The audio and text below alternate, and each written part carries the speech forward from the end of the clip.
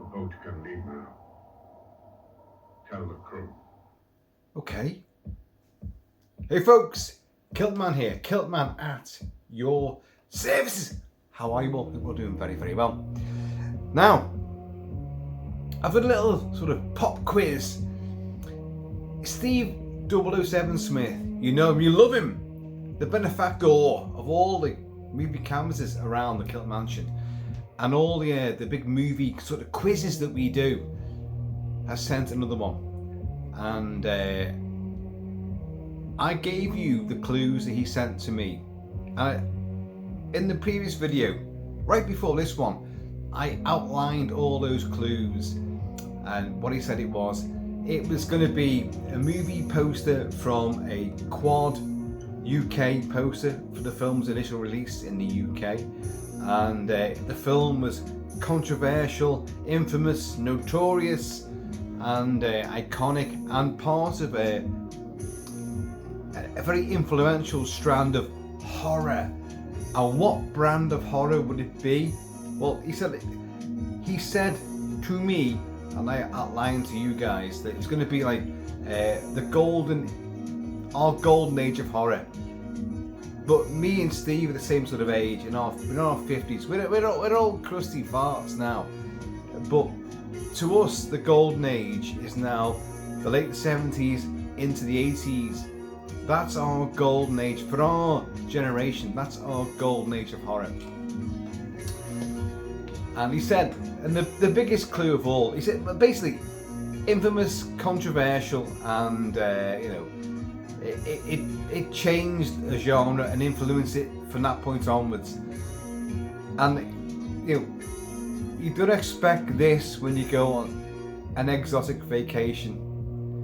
And I can tell you now, swear down, I've got this. I've always got, mostly, not always, but mostly got Steve's canvases. For many years, he's been sending these things with all these coded clues and all that. And mostly, I've got them right. I've worked it out. And this one, I am more than 100%. And you guys know I hate people going, 100%. I'm 100%. Are you going to follow Minister? Are you going to follow through this policy of stopping the dinghies? 100%. Lies. Everyone is just like 100%. It's just jingoism. It's a complete mantra. Sort of stupid piece of dialogue. 100%. It's bullshit. And I found myself saying it a lot lately, because with these canvases I've been 95%. So I can't even lay claim to be 100%. 95% I've been right on these, and I definitely think I know what this one is. From the scant clues I gave you there, that's all he gave to me. I'm playing the music from the film I think this is from. You can see Where Am I Here from Lucio Fulci's Zombie Flesh Eaters, or Zombie 2, as it's known in various different territories and over the years. And there's a little thing flying around here. A little thing. Is it the thing? If it gets in my nostrils and it assimilates me, who knows? Who knows on my nostril? So it's here right now. It's been here for the last few days. We had a massive storm hit us for 2 days. Storm Amy. And it was battering. It was quite exciting. So anyway, I'm going to use the Ski and Do, which I might need to use, to be honest, because when this arrived, the poor guy that delivered it, wearing sandals, was in a massive deluge from the sky, and he was completely bedraggled, and his sandals, his feet were completely soaking wet, and he just wanted to he come across our drawbridge. He's like, it's for you. And I went, oh, great, but it's cardboard. I knew it was coming because Steve had told me it's going to arrive between this time and this time, so I knew it was going to be here. So it was obviously, this is what it was going to be, and the cardboard was really a right mess, but it's dried off now. Anyway, so right, the great bizarre thing about this sort of video is that you guys know what this is because I've put it in the thumbnail and the title of the video. So in a way, I'm doing this in real time right now, but you guys are watching it whenever you're watching it, and you know already what I don't know. How bizarre is that? I don't know what's in there. I suspect 100%, what's in here. But you guys already know. You clicked on this. You saw the previous video, you clicked on this one, and now you know exactly what it is. But I don't. I'm really convinced that I'm correct in my assumptions. Here is the once dishevelled box. I put those question marks on. I did that. So, notorious, controversial, infamous horror. It's definitely a horror movie. We know it's a horror movie, and it shaped the genre. Its influence is still bleeding through into movies and the genre itself to this day. I'm telling you right now, this is Lucio Fulci's Zombie Flesh Eaters.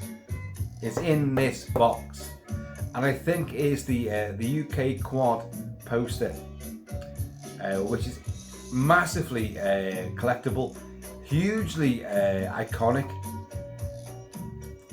You can see the Italian version of it there, which we'll talk about, but you can see this groping hand over here. See that? Not my groping hand, but that groping hand there. That is the poster, which I think this is. And if it is Steve 007 Smith, my God, sir, it's one of the most iconic posters of a genre lover's dreams, because this is so surrealistic and so bizarre, horrific and brilliant. And if it isn't it, then humongous like fucking eggs upon this big fat pumpkin head of mine. I'm not wrong. I am not wrong. So we're going to do it now. You've got Fabio Frizzi's score for Zombie Flesh Eaters playing right now. All the sort of the Caribbean stuff going on right now. Yeah, and I'm wearing a Jonathan E's shirt from Rollerball. James Caan, Jonathan E, a guy that will not be beaten no matter what they throw at him. He'll fight it no matter what. And that's a doctrine we should all live by. So, right. I know, I've been out. It's been the Everton game this afternoon. What happened yesterday? You guys know. If you watch the video, you know. Liverpool fucking lost, didn't they? Last night.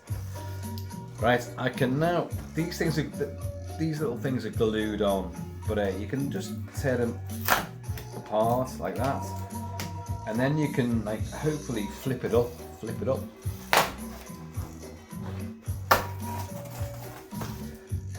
And what you have in tried and trusted fashion, let's take it out. It's all sealed in, folks. Sealed in. A big piece of completely, non-see-through cardboard, and it's face down against that cardboard there.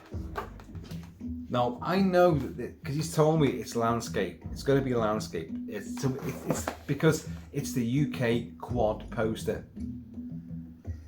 I'm saying it's Zombie Flesh Eaters, and it's that groping hand. And I'm going to say it's Thomas Charles Victor Beauvais. Thomas Charles Victor Beauvais is the artist that created this design for the UK poster release of Zombie Flesh Eaters. Massive, notorious, video nasty. If this is not Zombie Flesh Eaters, then well, hey, yeah. I'll just have to like consign myself to a lot more of this stuff. This stuff here. Voodoo drums.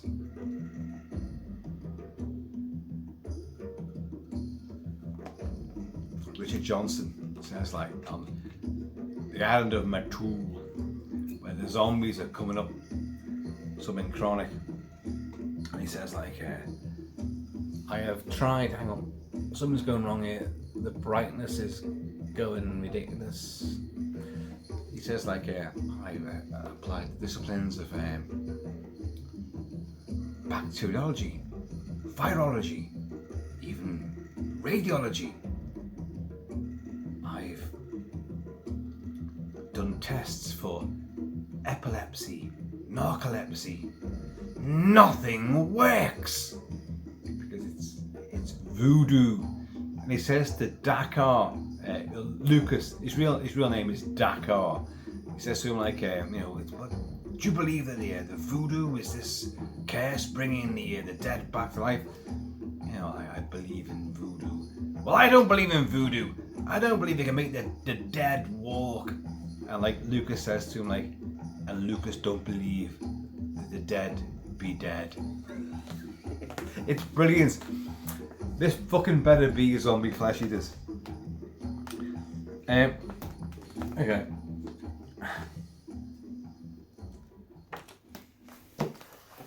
I'm gonna do the same. Look, there it is. There's the late great Tisa Farrow, Mia Farrow's sister.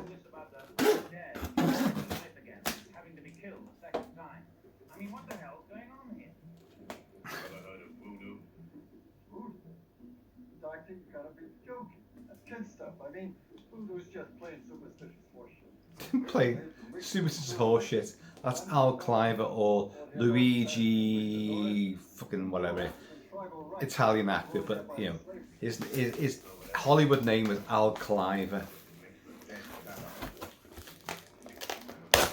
Alright. Now, I've got to be honest, like, Steve, I really genuinely hope I'm right with this, because this poster, the quad poster for Zombie Flesh Eaters, the title which we got in the UK, it was zombie with like just Z-O or Z-O-M-B-I or Z-O-M-B-I 2. It was a Lucio Fulci, the little Gnostic gnome of nastiness, of Italian splatter gore. He literally didn't want to do this movie. It was kind of, well, the previous director like reneged on it. So, do you want to take this? And he did take it. It shaped the next 4 movies that he made, which would be City of the Living Dead, The Beyond, House by the Cemetery, and New York Ripper. It really, and they are the films we all know this guy by. And but he made a great movie with Zombie Flesh Eaters. And it was definitely a cash-in on George Romero's Dawn of the Dead. And it's not this right now, then I'm going to have to rejig everything massively and think on my toes. But I'm good at doing that. This could arrive upside down and back to front and all sorts. I hope I've done it. You can see it first. And it's upside fucking down, isn't it?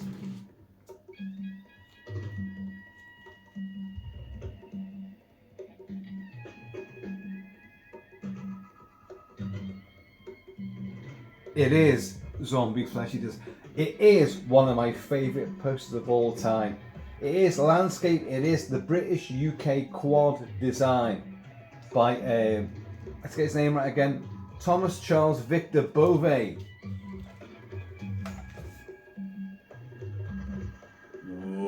Oh my God. Ian McCulloch, Tisa Farrow, Richard Johnson. Certificate X. So it's the UK quad print. You guys in America, you guys elsewhere, you get your want sheets. Your want sheets are reasonably interesting. Right behind me, right there, is the Italian one sheet for this movie. In America, you guys, you did not get that.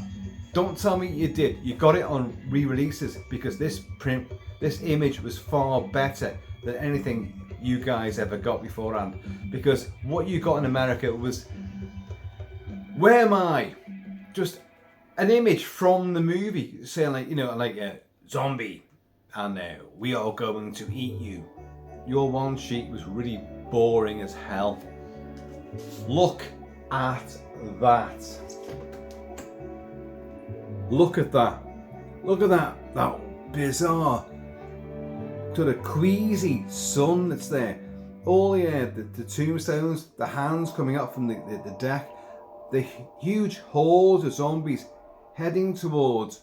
Well, I don't know if you can see that because the ring light's probably pinging it out. But in the background, you have Manhattan, you have New York. There, tombstones and all that, and this big groping hand.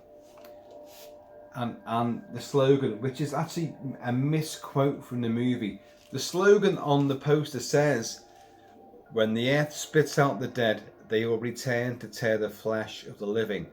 Now, in the movie, that's not said. Dakar, who I mentioned before, who plays Lucas, and Lucas don't believe the dead be dead, said, "When the earth spits out the dead, they will return to suck the blood from the living." That's what he says. That's not what's there. But does it matter? Does it matter? Now, just look at that. Now, this guy, Thomas Charles Victor Beauvais, from 1932 to 27th April 2024. He did many movie posters. Mad Max, UK Mad Max. We'll talk about that in a minute. Butch Cassidy, Sundance Kid, Star Wars. Everyone in the 70s and 80s and the 60s, artists, illustrators of sci-fi book covers, and a whole slew of 70s books on sci-fi spacecraft. All these guys and comic book artists of 2000 AD would have a stab at doing movie posters, and whether theirs were taken and adapted or not, who knows, but I've seen many of them. And this guy, Thomas Beauvais, he did Star Wars, he did what else did he do? Killer Fish, the Cassandra Crossing, he did a Fantastic Voyage, Raquel Welch, and they get injected into the bloodstream. That poster, that UK quad is phenomenal, and he did that when he devised that one. Blood Beach, Android, Honky Tonk Man, Clint Eastwood, and it's a great poster as well. It's like a sort of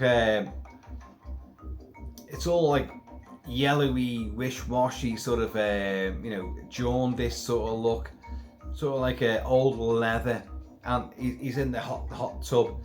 Clint Eastwood, Honky Tonk Man. He did a version of The Shining as well.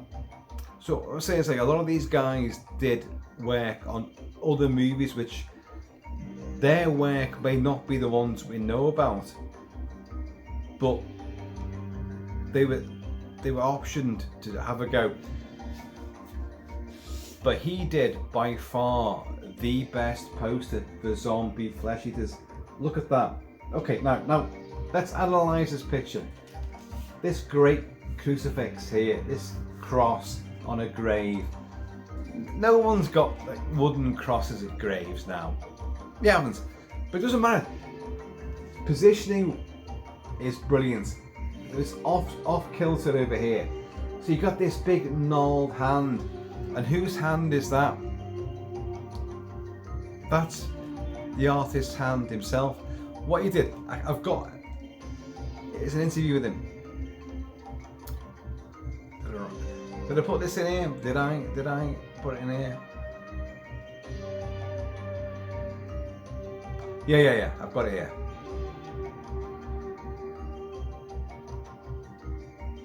Sorry. Right, basically what he says, like, the distributor for zombie flesh eaters, which I think was Miracle Films? It's probably, it should be here somewhere. Oh, usually it would be up there, Miracle Films. The European distributor, which came to the UK. And he said, like, this army officer type came into our office and said, like, right chaps, and this is a direct quote, right chaps, I want you to, for zombie flesh eaters, we want no blood, but you can show worms and wriggly things and gnawed flesh. I've kind of paraphrased that, to be honest, because I can't read my own writing on this, but so he was okay, right. So, and they had no idea about the movie itself, where it was going. That it was going to be like New York and obviously an exotic island. They had no idea about that. It's just zombies coming back, and they kind of realised this is Dawn of the Dead. George Romero's just done this, so we're gonna okay. And they're coming out from the ground, so it's going to be hands coming out of the ground. So you get this. That hand is Thomas Beauvais's hand. What he did, he took a picture of his own hand and just doing that exact pose, that grasping pose there. And he went, okay, I'll sketch that. Took a picture of it. I'll sketch that. And that I'll strip it down. I'll make it decompose and green and the flesh degrading and pulling away from the bones. And I'll do that. And that's what you get. That image is ultra surreal, because again, I think the ring light's pulling out a fair bit there. But you've got Manhattan over here. You can see all the buildings all over yonder. It's clearly a take on, oh god, I've got the guy's name now who did Dawn of the Dead's poster. Again, the UK poster, which I've covered a lot in the past. What's his name? Oh, did I write that down? Tom Chantrell. Tom Chantrell did Dawn of the Dead. I do apologise. Yeah, it's just, I'm going from like email to email, which I've sent my own notes to myself. You know, in the past, only a few years ago, I could reel all these names off and dates and all this, just like that, because I knew all these things. I'm old now, and my grey cells have just gone.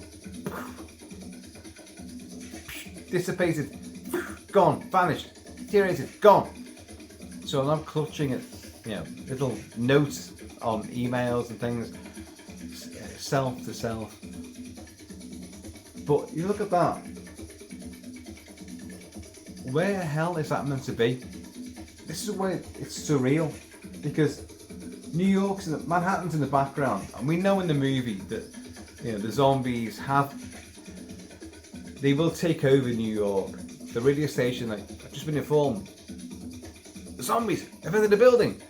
They're at the door. They're coming in. Ah! And you get all this kind of like stuff at the end, but they've already arrived in Manhattan, New York Harbor.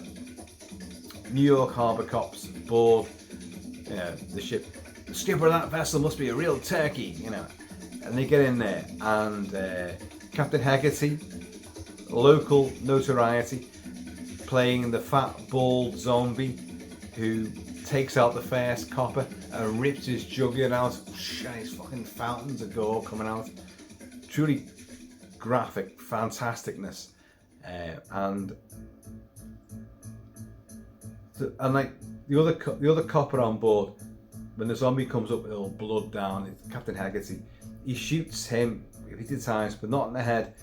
Falls overboard, and there are posters of that zombie and imagery from that zombie coming from the Hudson, just like, oh, like that, because obviously the zombies do take over, New York. So while our heroes, Ian McCulloch, Peter Bowles, Peter whatever, and Tisa Farrow as Anne Bowles, who's the daughter of the guy whose ships wandered into Hudson Harbour, and the distant islands of Matul in the Caribbean, which is run by there's a doctor there, Richard Johnson, the great Richard Johnson, who we can't believe he took the role in this movie, but he gives it everything.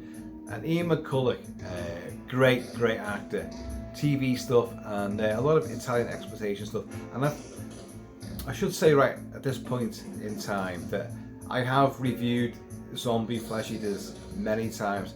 Big, full, proper review with a lot of other Lucio Fulci movies as well in a big series.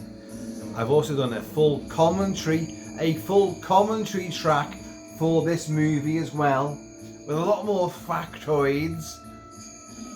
And so do check. I'll put the links below. You do check them out. You get a lot more out of that than you get out of this. But so they go out there. They meet Al Cliver and Oretta Gay,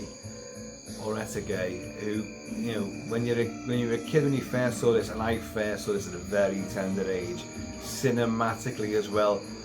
Oh yeah, and you see it in a skin pierced of little, knickers and no bikini top, and she goes under the water and meets the shark and the subaquatic zombie, Ramon Bravo, who was the shark wrangler for the tiger shark used in the sequence, the infamous sequence.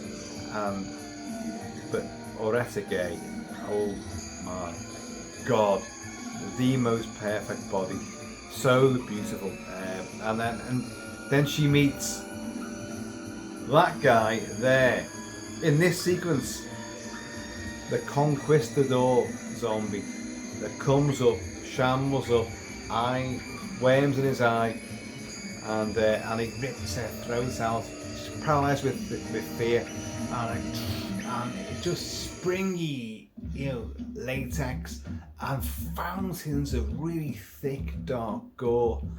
Oh my God. It's amazing stuff. The effects in this movie are by far better than Tom Savini. Yes, I've said that. I've always stood by this. Dawn of the Dead, Tom Savini, George Romero, which is a masterpiece. I have reviewed it, I've covered it, and I've talked loads of elements of it many times over the years. Whichever version you watch, apart from the original UK version, which is cut to hell. But for most of us, the US theatrical unrated version is still perhaps the best. The way the film works out the best is the one to watch. Tons of gore, tons of action. It's a big, deep-seated, omnipresent horror movie.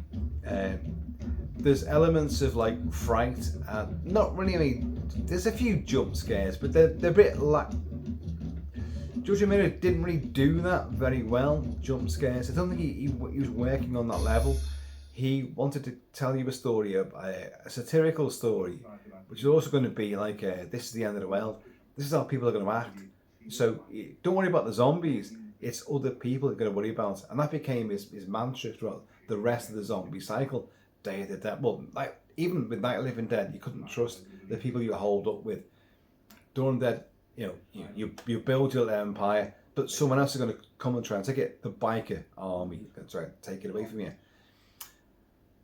Day of the Dead, your own people, two scientists and soldiers and everyone. It's just well, there's no rules anymore, so what does it matter?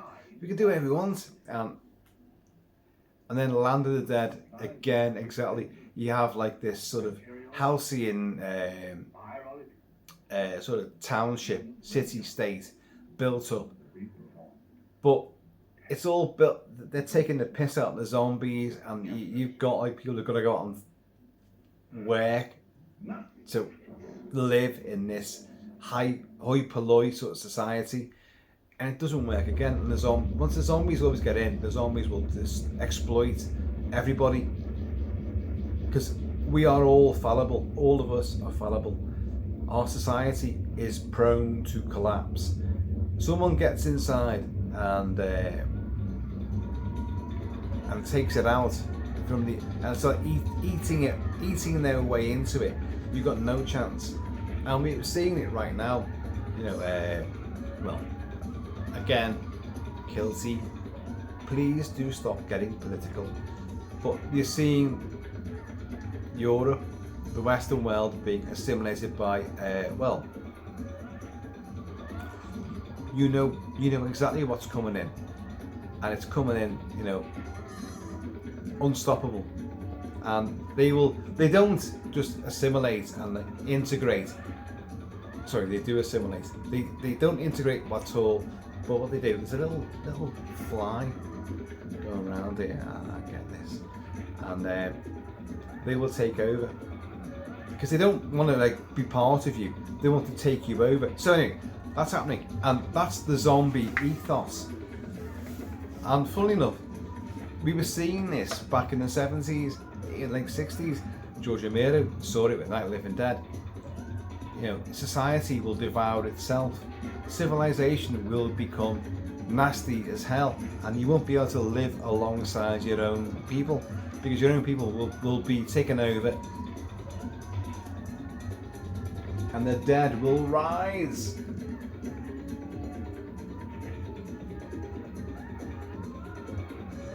How cool is that? Now, what Thomas Beauvais said, he was told, like, I've written down here, he wanted worms and stuff like, but no blood, don't show any blood. He hadn't seen the film, he had no imagery from the film, he just got told what the film was about. So he made a sickly son. Look at that, the sickly son. And it does look really ill, doesn't it? I know, like,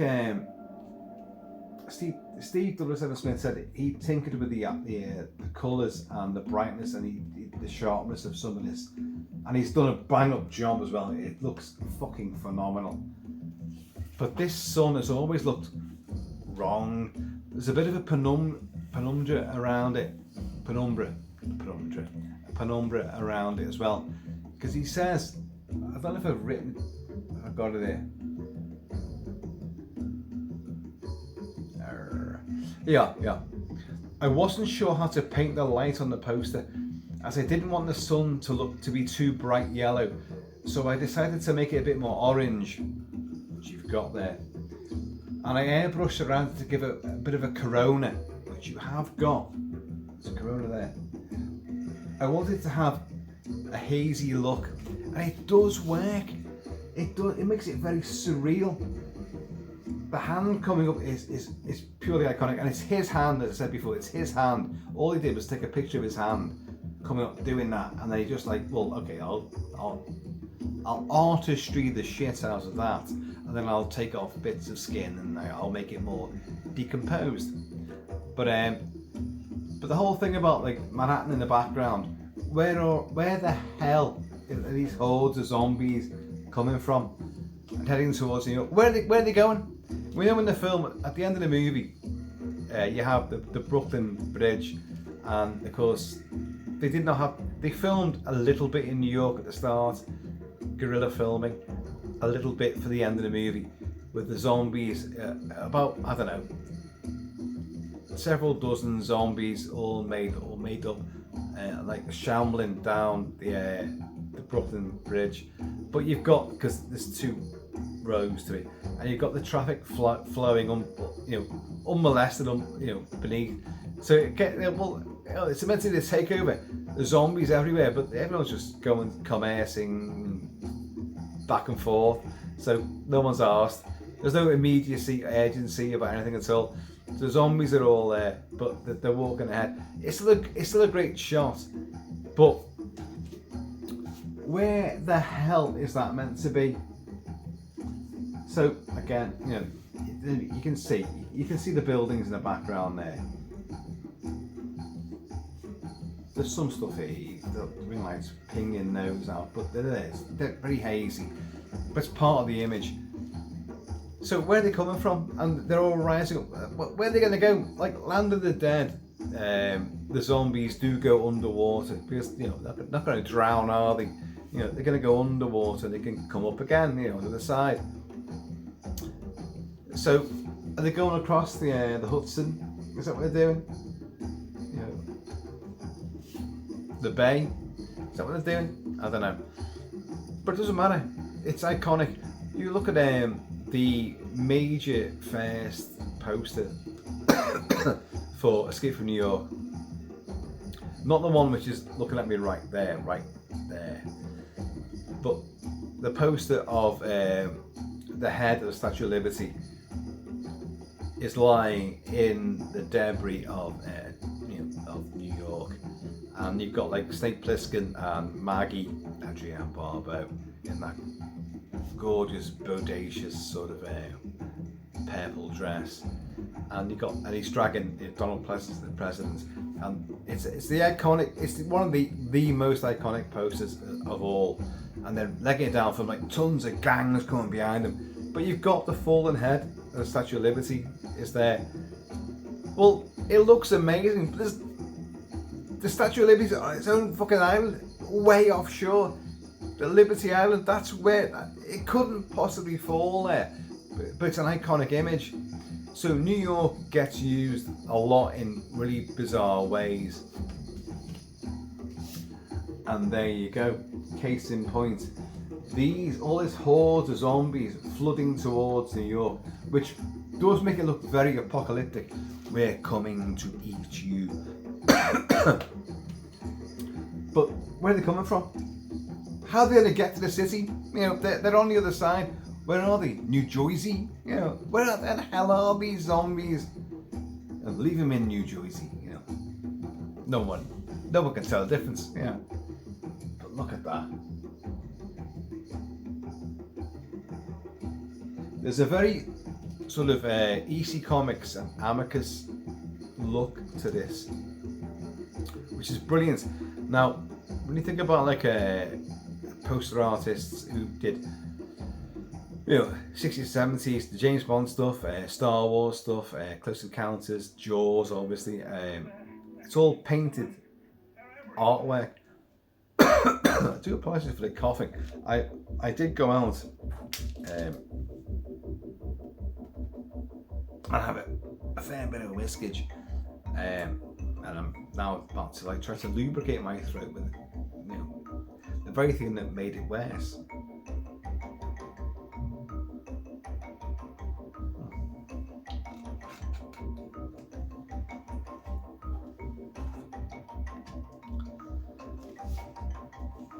But I forgot what I was saying. Sorry about that. But that is just unbelievable. And I know lots of you guessed it right.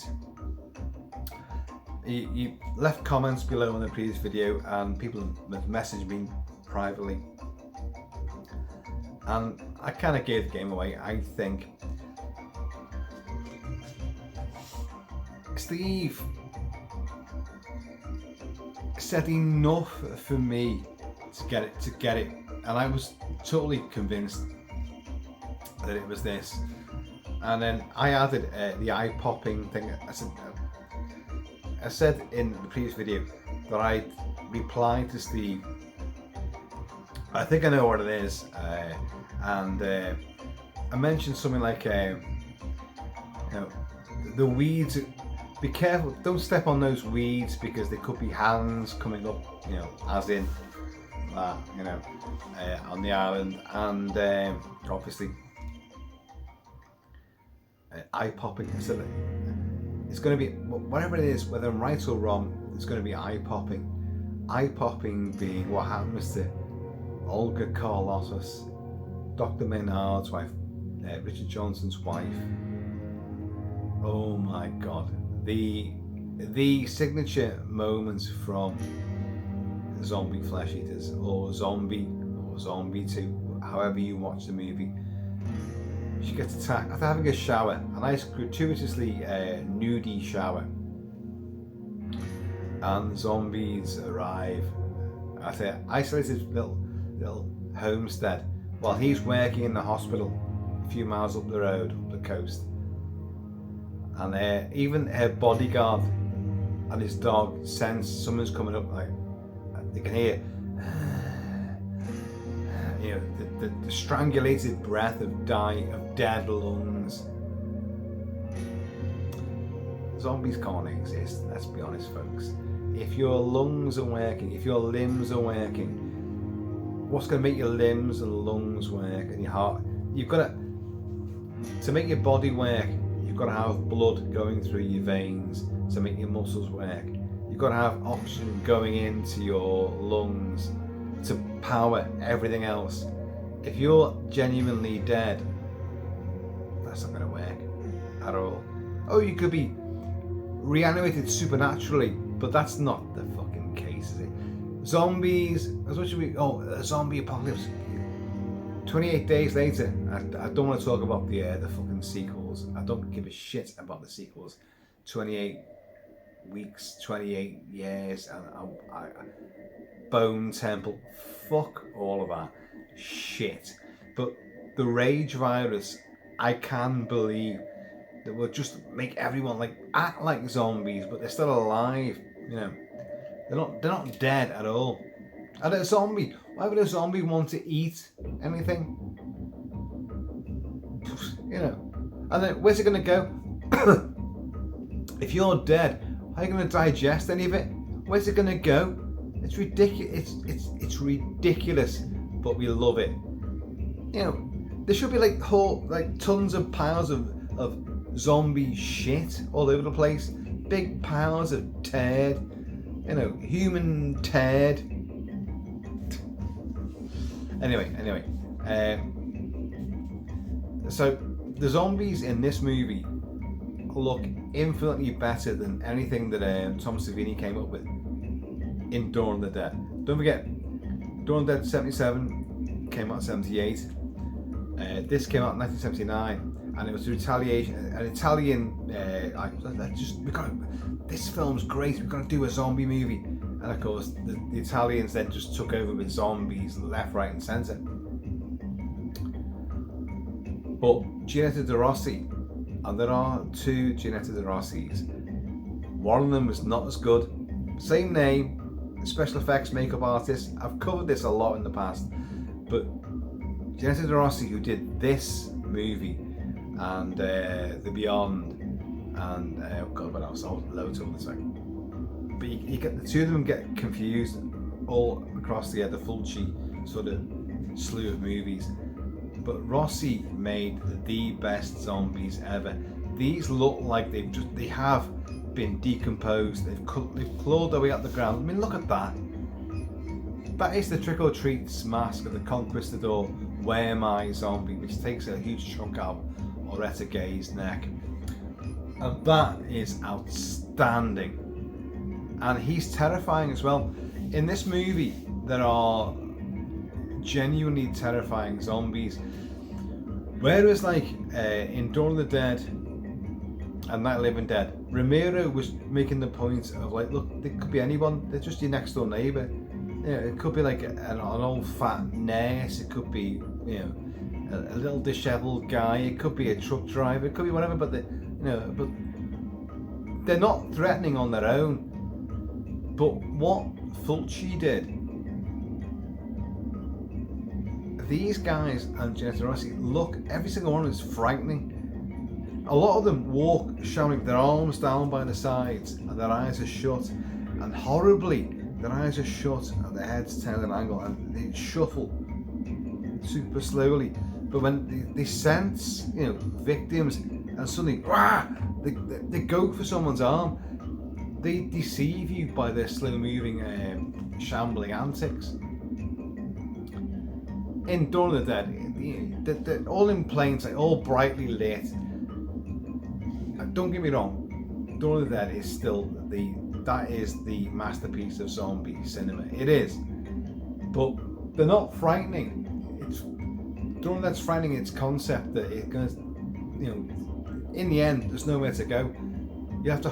We'll become the victims and living in caves and holed up bunkers because the dead will walk around everywhere, and it's basically, well, it's a, you know, a metaphor for an invading force and which will take over. And again, as I say, you know, some of us are living through this in the Western world. We're going through it right now, so it's happening, and we can see it happening. So, but in Zombie Flesh Eaters, it's a horror movie. It's not a metaphor. It's not allegory. It is literally, look, oh, they've done zombies that eat people, so we're going to do it, and we're going to fucking show it, and we're going to be really, really nasty about doing it. And my God, they go overboard. The gore is far better. The effects are far better. The zombies look way better. Savini, okay, Day of the Dead, they look amazing in that. But Dawn of the Dead, they look like just like a wash of like blue emulsion. That's all they've had. Oh, but they're recently dead. But you can see where they haven't washed under here. So when the collars come down, oh, it's all normal skin there. It's just blue from there up. You know, it's very slapdash, but because it's such an epic movie, you know, you couldn't cover everybody correctly, and I love it's a masterpiece. Flesh Eaters is different, but by God, every fucking zombie looks like it's a zombie, decayed, decomposing, horribly disfigured. There's blood. They look foul. They look nasty. They look like pure cadavers who've clawed their way up the ground. And the way that they shuffle and shamble, and only a few have the eyes open. If you watch the film, most of them, again, adherents to it was Dardano Sajati and Elisa Brigante. They are a husband and wife screenwriting duo. Dardano Sajati wrote the script wrote a story for Zombie Flesh Eaters, and then his wife took over and kind of changed a lot of things. But it's their script and their story, however you want to work it out. But they took a lot of stuff from ancient voodoo lore. Sorry about that. And so the art shambling ghouls, they're just, you know, at the master's bidding. Baron Samedi, you know, they're at their master's bidding, but these are flesh eaters. So it's voodoo. Is it bacteriology, virology, radiology? You know, nothing fits. You know, it's just man destroying man. Look at that. That, as ghastly and horrible as it is going to go from room to room with me. I always do this when Steve knows this. Not all canvases have this sort of treatment, but the ones that I'm like, wow, I'm really blown away by. I need them by the bed. I need them when because the beauty of these, they're so lightweight. Just put them on a little tack in the wall, and all of these are on tacks in walls. And like I move them around. Not this room particularly. There's a lot behind you, which I love. The iconic First Blood stuff behind there, Rambo stuff. I might change a couple once in a while, but the rest of the holes and walls, I move them around all the time. Week after week after week, I'll change things around. And but some of the new ones that come in, like this especially, that's gonna go to bed with me. It's gonna come down to breakfast with me. It's gonna go to work with me. It's gonna go. Imagine that. Look at that swollen orb of the sun. So that's the artist's hand there, right there. And he wanted to make this sort of sickly and not like a bright. The crucifix headstone is fantastic. It's sort of like, you know, you wouldn't expect it, it's very old school. It's very sort of well, gothic, you know, a cemetery. But look at the hordes of zombies, and they're flooding towards, you know, Manhattan. Now, if you look over here, if you look at this particular, this is the Italian one sheet. Remember, like, it's only the UK that has the big quads. Everyone else has one sheets like that, so that they're portrait. And this one actually is signed, but I can't read the signature. And if I read, Enzio Ciotti is the guy that's most. It's not confirmed. He did the Beyond and posters and City of the Living Dead posters for Lucio Fulci and other horror, like Zombie 3 and loads of other fucking, you know, zombie movies and Italian and American horror movies. But if you look at that, I don't know, can you see this?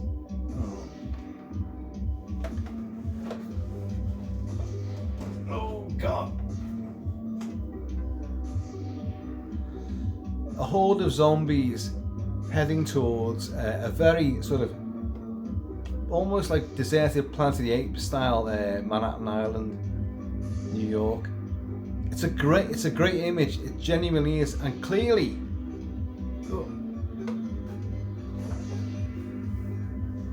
it is taken from that, because that's the original image. That's the original poster art for Zombie Flesh Eaters, and everyone else in the world kind of copied a version of this. So that artwork, we all think, well, we think Enzio Schiotti, I don't know, but it's Thomas Beauvais. Thomas Beauvais did the classic original artwork, and the Vipco video release massively used that. And Vipco, of course, when it came out in the UK, Zombie Flesh Eaters, it was cinematically it was cut down massively. Most of the actual the gushing of veins and like the eye splinter. Oh, we'll come on to that in a minute. The eye splintering, all that was removed. It was a fair bit of gore.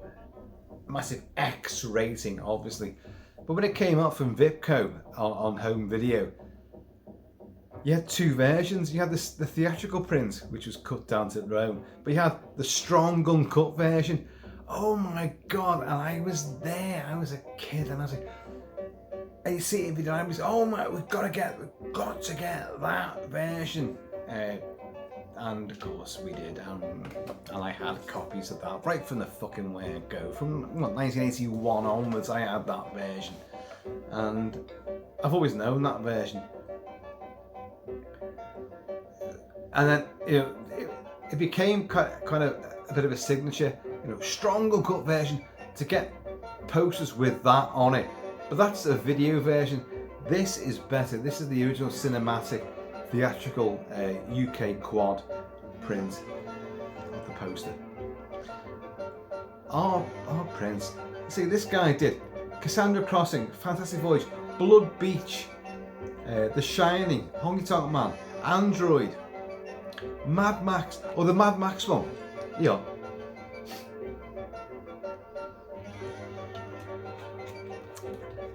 The Mad Max poster for UK. This is the UK poster, which then went round worldwide, but he did it first. It's Max with a motorcycle helmet on with MFP, Main Force Patrol, on there with goggles on it. There's a sort of a surrealistic look of the Interceptor beneath him, and he's like he's holding, you know, the sawn off double-barreled police shotgun. It sounds like that. And clearly, but the thing is, he's got the right jacket on. He has the bronze and his number, and he has the tactical force, but out in the frontier, forbidden zone sort of thing. He has that little badge there. I know because I've got the jacket. I've got everything from that from Mad Max. and Mad Max 2, and all of them. But so he's seen what the jacket should be. That's perfect. But I think,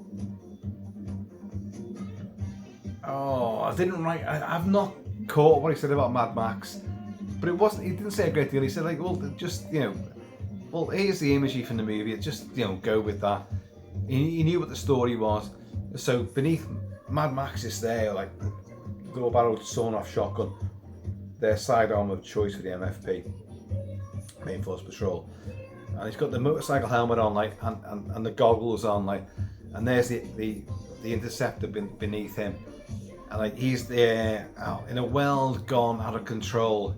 He's the last law, prey's out there somewhere, and that's the tagline. Now, he was asked, "Did you do the Mad Max 2 poster?" And the Mad Max, you got to remember, a lot of posters are just a screen grab of the character from a movie. Now, this is before the photoshopping of like Scream and all that stuff in the 90s, where it's just faces. All the cast would be like a face, in darkness, and then the title and maybe a knife coming. It's just crap. You don't get posters now. You don't get artwork anymore. You just don't get it. So, but for Mad Max 2, he said, well, no, I was approached not for Mad Max 2's premiere and the poster, but I was approached to do the double bill with Mad Max and Mad Max 2. Now, I've told you before, I saw Mad Max and Mad Max 2. First time I saw Mad Max 2 was on the premiere of the double act of the two and the double bill, because Mad Max 2 did not play provincials around the UK on its own run. It did not do that. It got London Film Festival and it got like maybe a few London cinemas.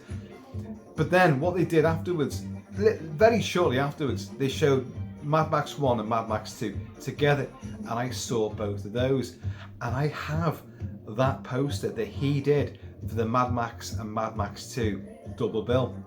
And what it is, he designed how it's going to look. This is Thomas Beauvais. This is how it's going to look. I've got it on vinyl. I've got a huge vinyl version of this, and in the middle of it, it's got the Mad Max poster which he designed with the helmet on MFP, and there's a shotgun there. But then on either side, on one side it's got imagery of Mad Max, the MFP pursuit vehicle going through the caravan at the start, the first, the Night Rider chase, going through that, and then on the other side you've got imagery of Mad Max 2, but they are photo imagery. But he designed the look of it, and because that's his image of Mad Max, sort of like for the first one with the shotgun presiding over it all, it's his poster, and I've got that on vinyl, and it's on one of our landings, and it's fucking huge, and I do love it. I didn't know he'd done that. I didn't know that he'd designed. He said, I put that double bill picture together.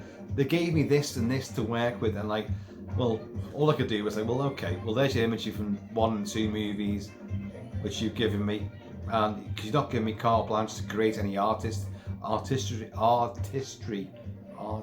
stuff.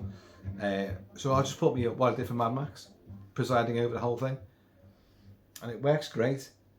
His work on The Shining and Star Wars, I don't think we used, but you would have seen them. If you Google like Star Wars poster artwork, you're going to find this stuff, and his stuff's great. You've got X-Wings and TIE Fighters, and you've got a genuine Princess Leia. It looks like Carrie Fisher with the buns and the hair. It looks like Mark Hamill. There's no like sort of fantasy, he's there like that, with the which is the great poster, of course, like, and he's there with the lightsaber, and she's looking far sexier than Carrie Fisher could ever look. I don't care what Jabba says. I don't care. That imagery, and I forget who did it now. You all know the image I mean. And she's hanging onto his leg like that. That's her brother, for fuck's sake, And he's like that. That is one of the best fantasy sci-fi poster images just ever created, and it so does not depict what the movie is. It's so like, just these are the ideas, and this is what happens. These artists, as you can get from what he was told.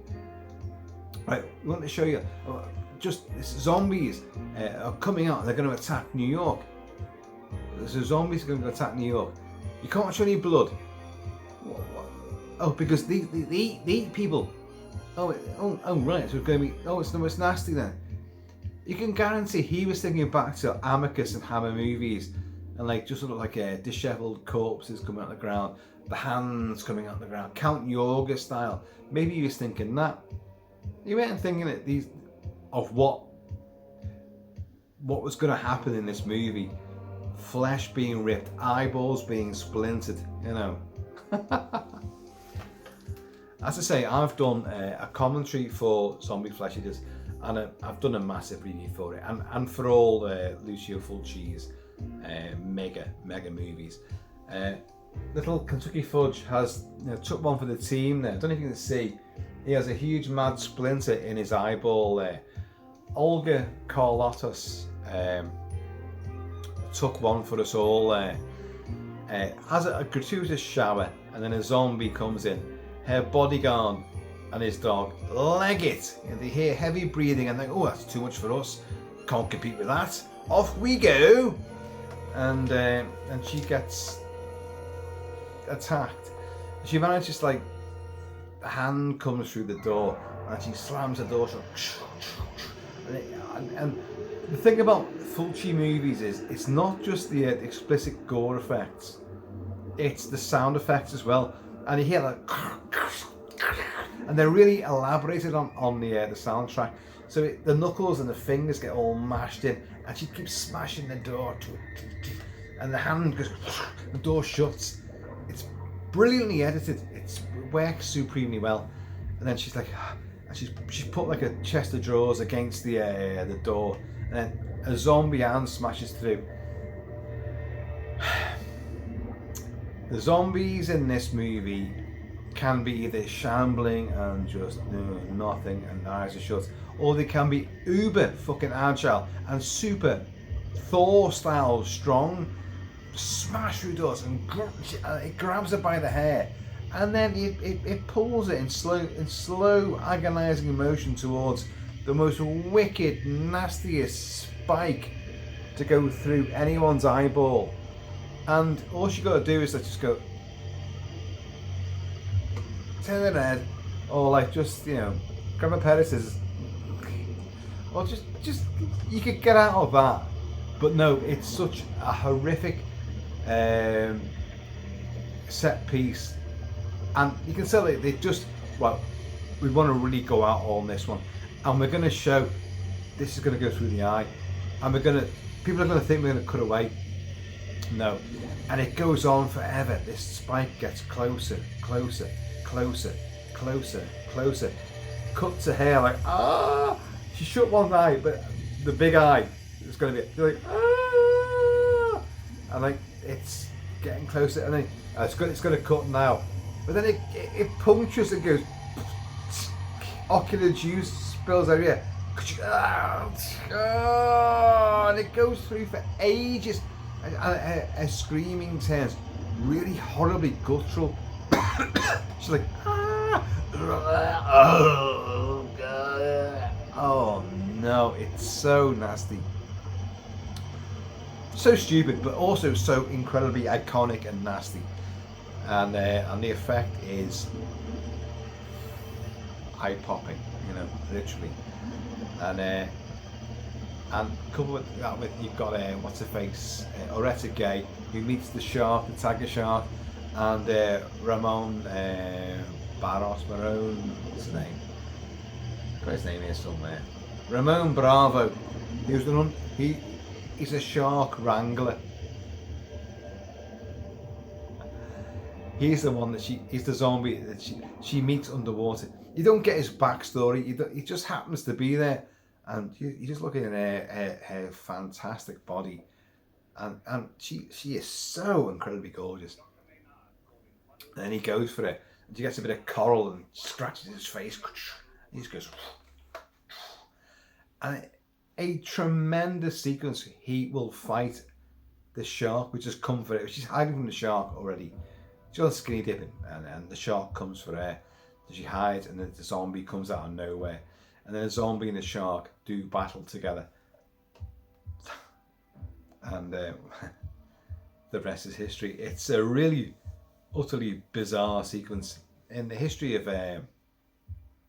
zombie movies, horror movies, you've got nothing like this. Nothing. Fulci really went for this. Of course, Fulci crashed the ship, his camera ship, his camera crew on a little boat.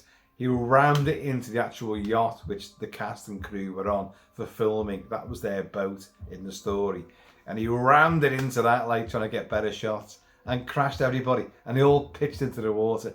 Little idiot, you know. Little Lucio. But God love him.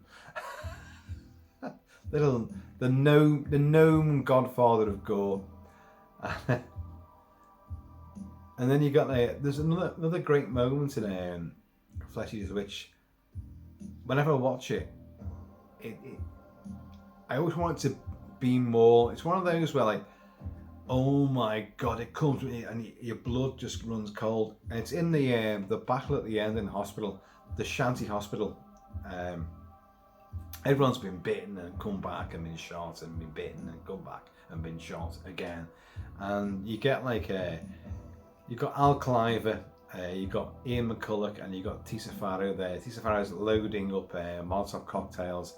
If you watch it, they only throw about 3 Molotov cocktails, but the scene gets repeated time and time and time again from different angles.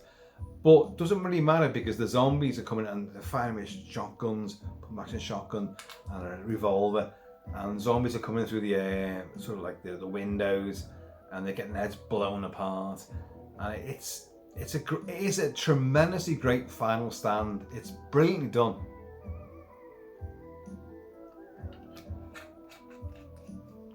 We're on Dawn of the Dead again now. But there's one zombie, because they're all burning and they're getting shot, and there's a shot of the camera brilliantly. Sergio Stilvati, I think it is. It's fantastic camera work in this movie. It's pure. It's EC Comics, but on the big screen and widescreen. It's lovely widescreen stuff, like so colourful and vivid. And the camera pans across the wreckage of falling beams of flames and the zombies lying there dead and all that. And you see this one zombie comes up. It's like, oh, and the camera pans up from his feet all the way up, and he looks like a combination of Solomon Grundy and well, a lot of us what we think of Frankenstein's monster, the Boris Karloff Frankenstein's monster. He's huge, and like you go, oh my God! But he gets shot right away. The camera pans up, and you go, oh no! Bang! And he goes, and you hear this weird sound effect on the soundtrack channels. He just goes, and down he goes. It's all like bones crunching and teeth being blasted out, I suppose. That's probably the idea. But I always wanted to see him do something. But in a way, it's probably great that you don't, because the minute he arrives, you go, oh my God, no. Because these zombies are, most of them are pathetic. They're pathetic. There's one you see in the village. I always talked about this one. There's sort of like an edit. You're talking about the zombies, like, someone has seen their wife, was it seen in the village?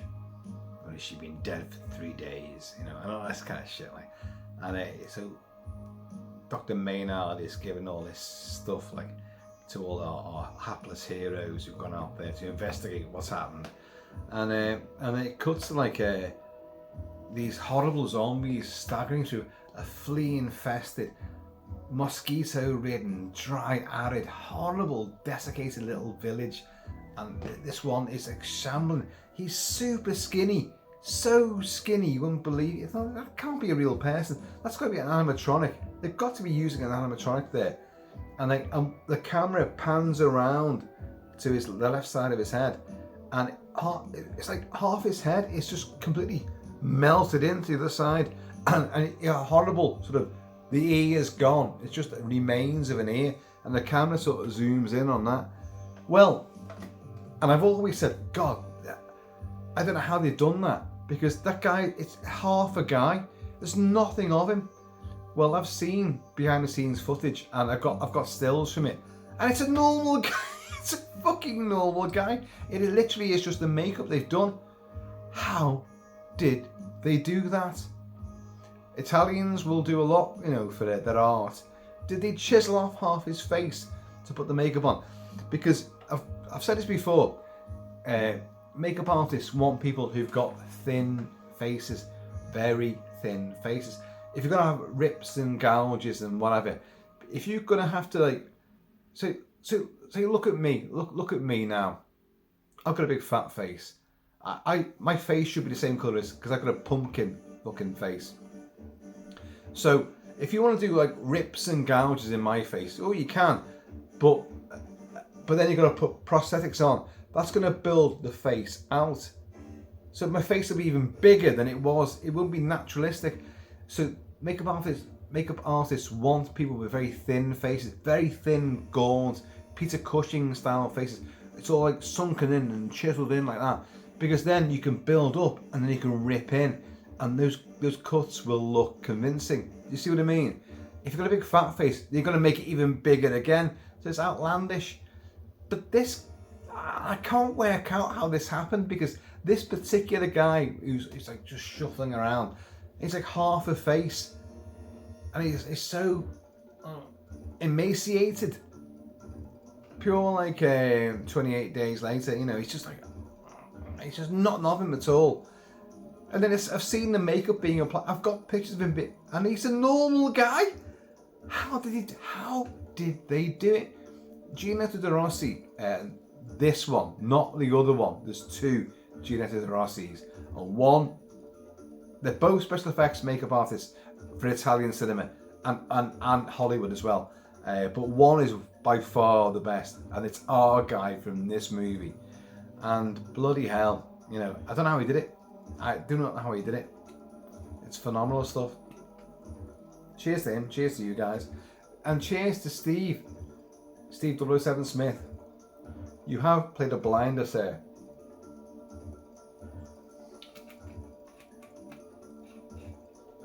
I did guess it. He knows I guessed it. And Steve, you must have been like, shit. I know. He's gonna get. He will pull a number on me at some point, and I'm gonna fucking get it completely wrong. I know I am. It has happened in the past. Was it War of the Worlds? I got completely wrong. I don't know. But this, and I love the smell of fresh genre canvas in the morning. Oh, look at that. And you've got this little one here with his bum, his little nudie bum.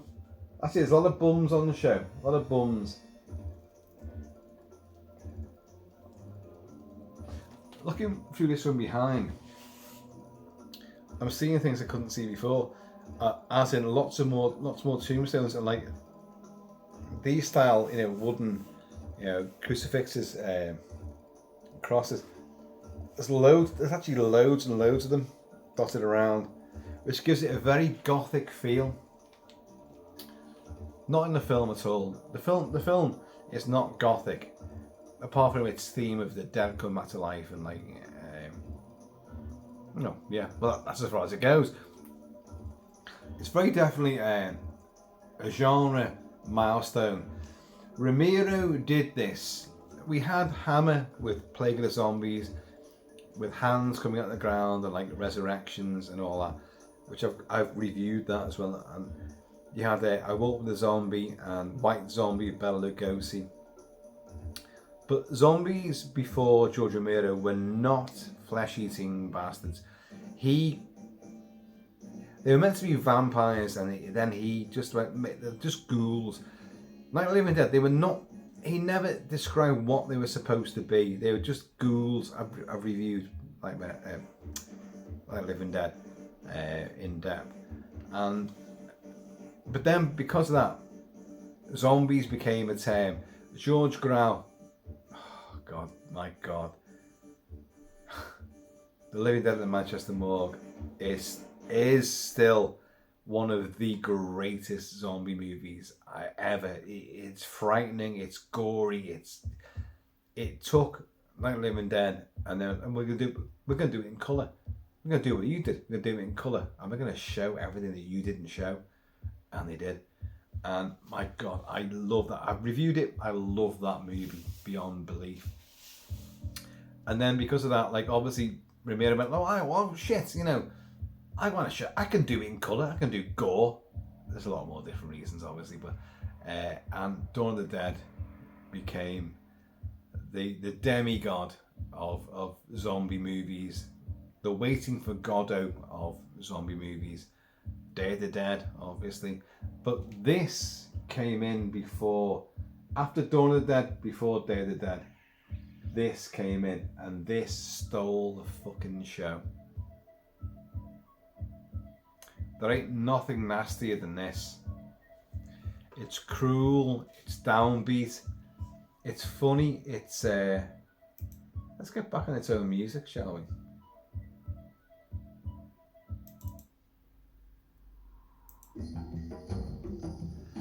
There's voodoo in there. It's sweaty, it feels sweaty. In Dawn of the Dead, you know, the mall, okay, you're surrounded by like zombies or everywhere, hordes of bikers, but let's be honest, you could live like that, couldn't you? You could live. You got a gun shop there, you got weaponry, you got food, you got power, generator. You could live quite happily for a long, long time. Helicopter on the roof, you know, but And the boat's crew, what happened to them? Yes, Doctor. What is all this about that? but this, you know, it's over. It's game over. You know, What the hell's going on here? Dawn of the Dead paints for a long time its runtime. The middle section, once they've sealed the place off and Paul Rogers gone, we'll be happy. You know, we can do what we want. Humans fuck it all up. It's always humans. The zombies are always just this mindless horde of like, well, once you can, you know how to deal with them. You can deal with them. Shoot them in the head. You know, smack them in the noggin. You know, it's gonna be all right. You know, they can outrun them. They're just stupid. They've got no idea.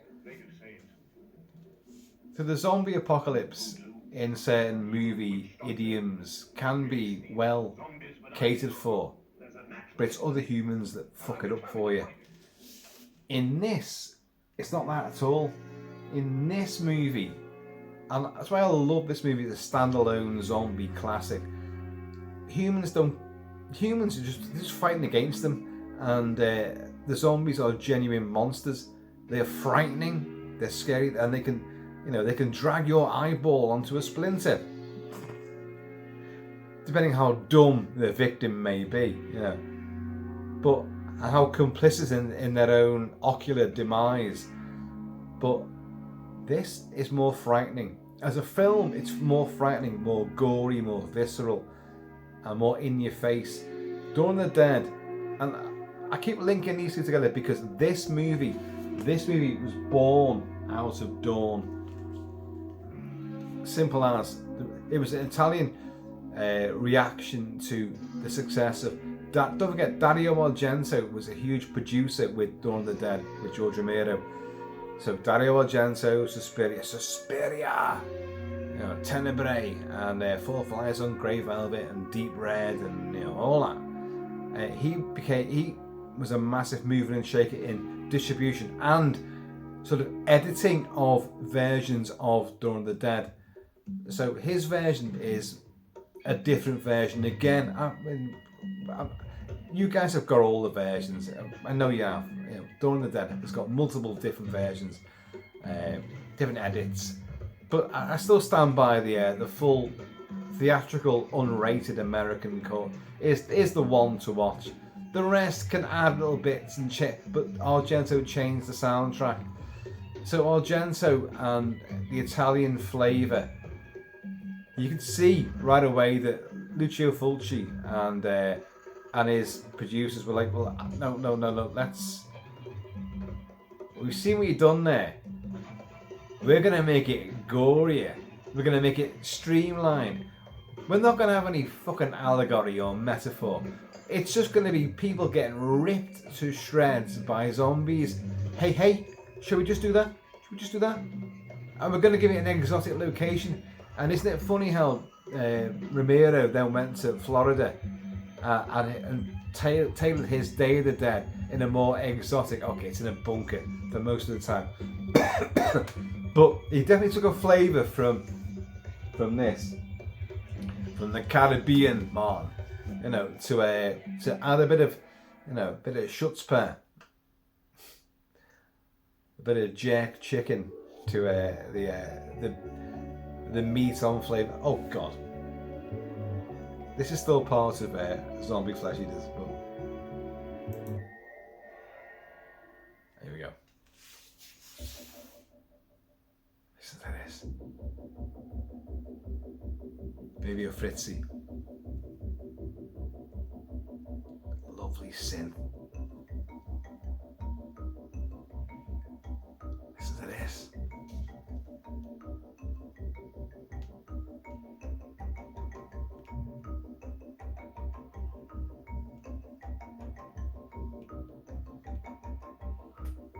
There's a lot of naked dead men's bums on this. Because you can, with the light shining. Oh, you can't see it. The light shining through. I can see this with the light shining through. A lot of green decomposed buttocks.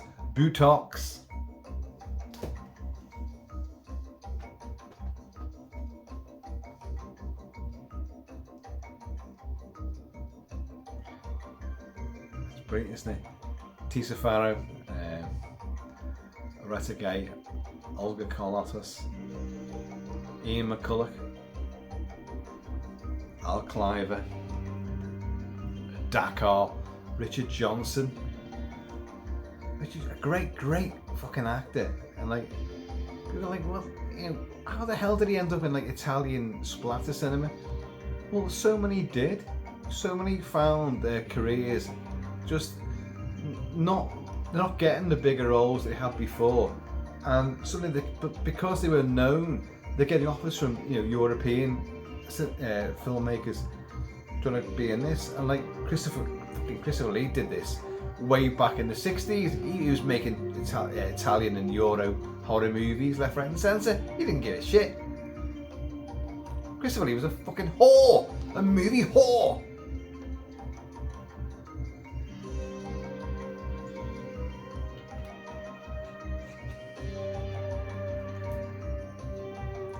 But Flesh Eaters, there's, when you watch Dawn of the Dead, I can't help but link these two together, because Flesh Eaters is born out of Dawn of the Dead. Dawn of the Dead was like a huge masterpiece, a huge horror, a non-scary but gory epic movie, which we all know and love, of course. And the Italians were like, well, yeah, you've done this. We're going to make ours scary, and we're going to make ours really, really nasty as well. What you show, like people getting flesh ripped out of them and all that, but none of us are scared by it. We're going to make you fucking terrified to fall under the sweaty, horrible, decrepit claws and fangs of these bastards. And they did. Without a doubt, Flesh Eaters is scarier than Dawn of the Dead. It's more immediate. It's more us right now. Not just the bigger implications of world domination, people being taken over and devoured. When the earth spit out the dead, they will come back to suck the blood from the living. That's nonsense. That's just a stupid superstition. Yes, you are right, Doctor. You know many more things than Lucas. I don't believe that voodoo can bring the dead back to life. And Lucas not believe that the dead be dead. It's brilliant. It's fucking brilliant. It doesn't give you any sort of clue as to what's going on. And I think the great thing about Flesh Eaters is that, and Dawn of the Dead for that matter, and Romero's zombie movie franchise, they don't give an explanation. They don't. It's like in Night of the Living Dead, oh yeah, there's a Venus probe's come back and tainted the atmosphere. You hear that? Oh, is that what it is? Well, you never fucking find out, do you? And in this, well, at least this guy has done tests and this, that, and the other, and nothing fits. You know, it's voodoo. You know, I don't believe in voodoo, but you know. It's just sheer brilliance. And you don't need to have an explanation, because if it genuinely happened, would you ever know? What's our next COVID virus variant going to be? Well, and suddenly the dead walk and the dead are hungry. I can believe they'll do anything now. We're living in a world of Hollywood fucking failed scripts. But assimilation, I'm afraid. You want to use zombies as a metaphor for world takeover, societal breakdown, anarchy. You can do. You can do. Maybe we should use the term zombie when we're talking about other nefarious people that shouldn't be in our countries. The zombies have done this. Zombies have done that. A zombie protest has taken place. And look at them, look at them. They fill the streets chanting, wailing, zombies, zombies, zombies. You know, they're just, well, they're not chanting that, but you know what I mean? And like a thin cordon of protective people.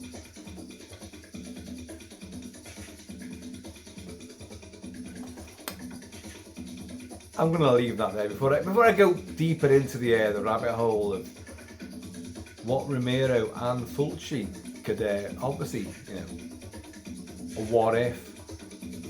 Fulci didn't do a sort of projection of societal's collapse, but Romero did. Romero saw the way the world was going, and way back, Romero and John Carpenter very definitely saw this coming. The Western collapse. They saw all this.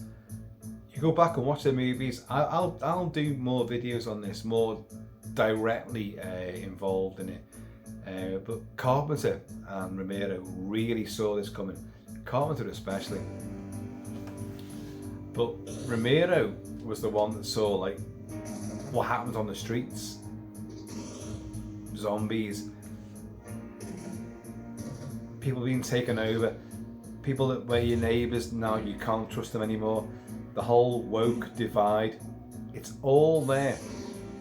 Romero got this way before he even knew this could happen, and he foretold it. Fulci didn't give a shit, didn't care. Little gnome, little godfather gnome of nastiness, didn't give two shits. He was just spaghetti splatter. And make some money out of this, and a bit of misogyny, a bit of titty, a bit of gore, and make some money. Make some filthy lucre. And he did. But what he also was doing was sort of emboldening what Romero had said. And his movies still stand the test of time. And it's always people being taken from the inside out. Look at the Beyond, look at House by the Cemetery, City of the Living Dead. Okay, they may be more supernaturally infused, but House by the Cemetery, it's a family being taken apart. It's something inside, something that's already infiltrated, and it's there to begin with. It's then going to take you down and devour you. So Fulci was doing this already. The Beyond, again. City of the Living Dead, again. small town gets taken over and, you know, and eaten alive. The movies, the 70s and the 80s, the zeitgeist of horror genre really spoke volumes, and they are now what their messages were, whether you like them or you don't, and whether you agree with them or you don't. Well, they're happening, folks.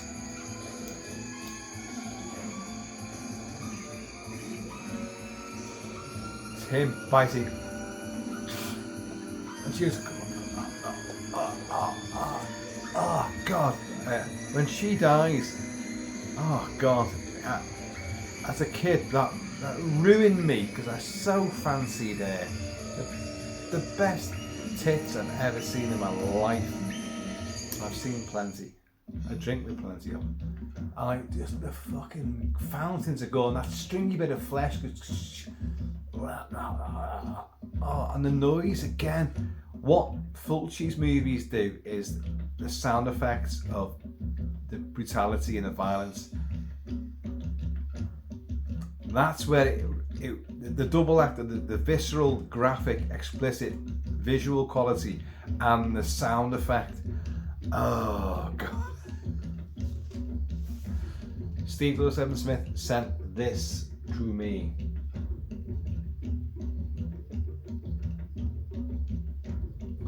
I guessed it. A lot of you did guess it as well. But it's one of the greatest bits of cinematic artwork that we all love our James Bond stuff, all the cinema artwork, the painted artwork, and a lot of sci-fi stuff in the 60s and 70s, and even like thrillers and stuff. Like, it was the artwork. You hired a painter, an artist to do it, and a film which like this, which so many people are like, oh, it's a video nasty, it was banned and blah blah blah. It's just exploitation. It's just crap. It's crap, you know. And like, I know, but they managed to bring in an artist who could come up with that surrealist, horrific, frightening, captivating. God, it's bloody awesome. And I love that sickly, weird sun. It's like, what kind of sun is that?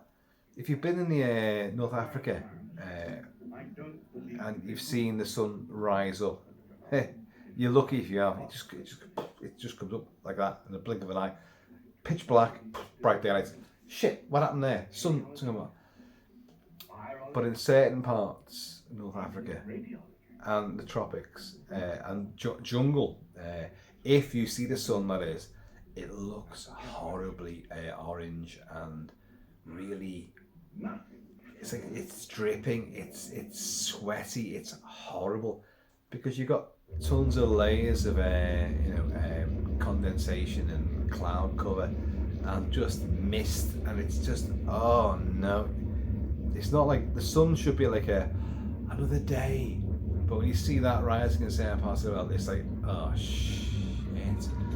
It just makes you feel sick, and that's what he did with this. It may look like, oh, it's also like I think, although I don't think he knew about this, Dawn of the Dead. So he's showing the sun itself. Tom Chantrell with Dawn of the Dead's poster for the UK. There's no sun. Is there any sun in it? You've got the sort of Frankenstein's monster zombie with the sparkling eyes, and you've got like the metropolis of New York, and zombies are heading in towards it. Again, very similar to this. Although I've got to say, this looks it's far more frightening, the imagery of this.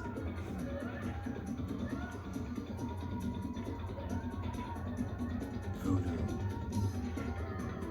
Now go do that voodoo that you do so well. Steve, fantastic mate, fantastic. I have discussed the movie a lot before, I have done again. But awesomeness, much awesomeness. I am beholden again. That's one of the canvases I'm going to take around. Certain canvases, I receive them and like they go to if I go in the movie room, I'll put it next to me. I go in the front room, next to me. Go in the library, it'll be next to me. If I'm sitting on the stairs, it'll be next to me. Basically, I'm carrying it around with me. I go for the shit, it'll be there in the bathroom. It'll be in the bedroom. You know, Mr. Kilt-Man will not be amused, especially from that one. But it's happened before. Certain ones mean a lot to me. That means a lot to me. It is exactly what I've always loved. Surrealist, frightening, iconic. A film that means huge amounts.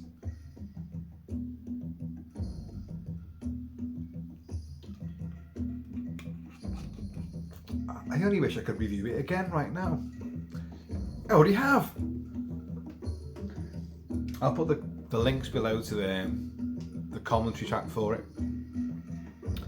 and whatever else I've done about it. Obviously, look at that mask. He's terrifying. I mentioned the one that come up like the big Frankenstein's monster type thing, like Solomon Grundy, and you go like, oh shit, but he gets shot right away, and they go, oh, no, thank God he killed him, but you want to see him do a bit more. You want to see him grab someone and tear someone's head off, because he could do it. He's fucking big and frightening. But that fucker there, forget Captain Haggerty on board, Maynard's ship.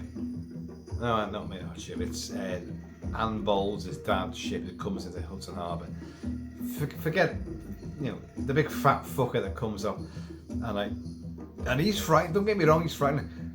The two harbour coppers go aboard, and they find one's on top deck, the older guy. The younger guy goes on board, and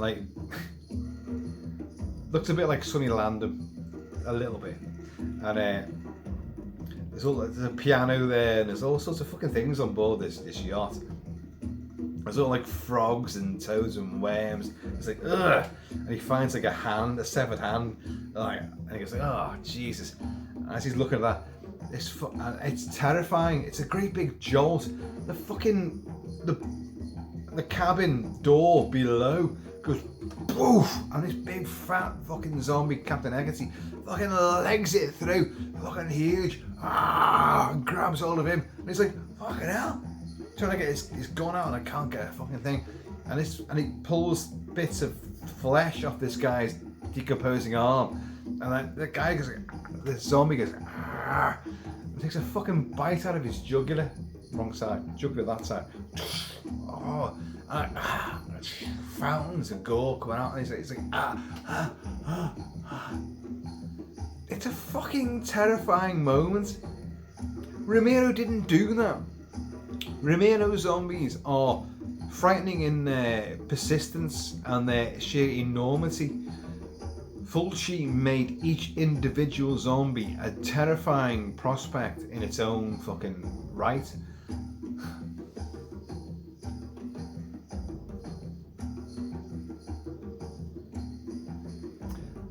And my bongos are just over there again. Well, I've got some bongos down here, but they're not gonna be tapping on those. But my bongos are sitting over there. And I did promise years ago I'd be doing the Halloween theme on the bongos, 5/4 rhythm, and because I can do it, actually can do it. I should do it.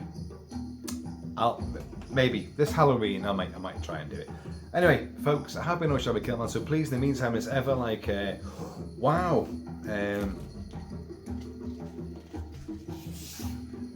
Don't go to New York, because look what's happening. Look what's happening. And don't go to the Caribbean either.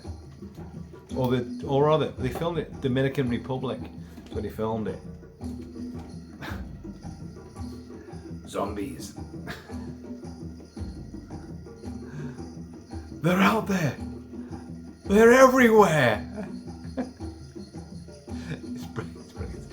Folks, Happy enough with Kilt-Man, so please, in the meantime, it's ever like just express yourself and be happy in between time. Please keep it Kilty, keep it Celtic, and we're going to see you all.